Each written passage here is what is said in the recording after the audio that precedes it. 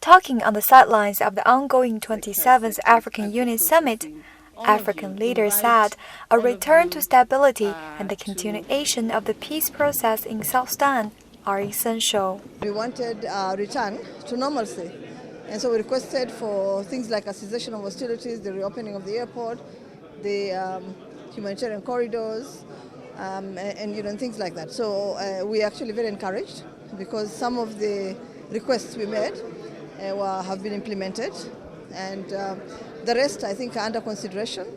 The decision is, or in the resolution, we stressed the necessity of implementing ceasefire immediately.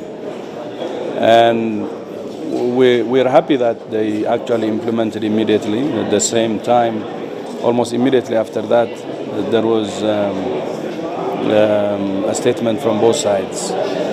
And Juba is now calmer than the first few days of intense fighting. Re-emphasizing our commitment into seeing to it that those who are spoilers of the peace should be held accountable, and also calling for the making it possible for humanitarian aid to go in, and of course condemning the strongest ways that we could master the eruption of violence again in South Sudan. Nothing is off the table for the leaders that will be gathered here in Kigali to do everything possible, first to make sure that the people of South Sudan have protection, and two, to try and get the political process back on track. We need to appeal to the parties to move back from the war situation